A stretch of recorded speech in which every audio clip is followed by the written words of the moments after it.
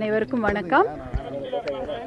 தமிழ்நாடு சட்டப்பேரவை தேர்தல் 2026 தேசிய ஜனநாயக கூட்டணியில் அனைத்திந்திய அண்ணா திராவிட முன்னேற்ற கழக தலைமையிலான இந்த கூட்டணியில் பாட்டாளி மக்கள் கட்சி வேட்பாளராக மாம்பழம் சின்னத்தில் தருமபுரி சட்டமன்ற தொகுதியில் களம் காண்கின்றேன்.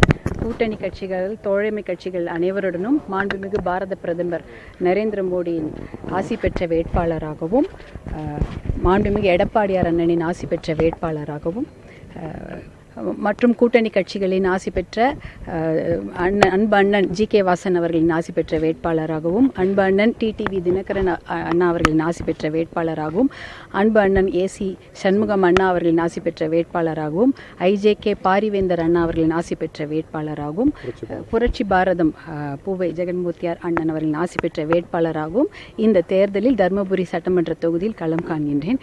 எங்கள் தோழமை கட்சிகள் அனைவருடனும் வந்து இந்த பகுதியில் நாங்கள் இன்றைக்கு சட்டமன்ற வேட்பாளராக பதிவு செய்திருக்கிறேன்.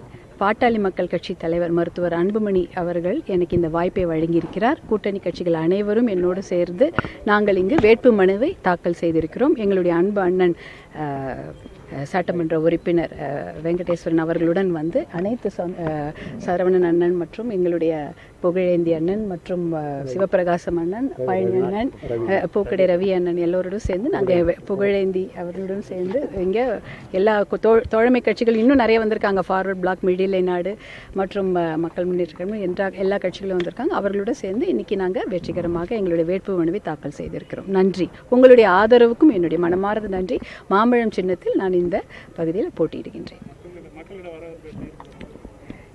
என்னை பொறுத்த வரைக்கும் தர்மபுரிக்கு நான் எப்போ வந்தாலும் மக்களுடைய பாசத்திலும் அவர்களுடைய அன்பிலும் நான் வந்து ரொம்ப நனைந்து கொண்டு தான் இருப்பேன். இப்பொழுது இன்னும் அதிகப்படியான வரவேற்பை நான் பார்க்கின்றேன்.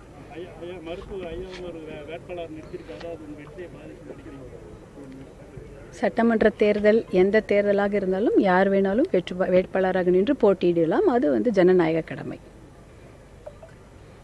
நன்றி.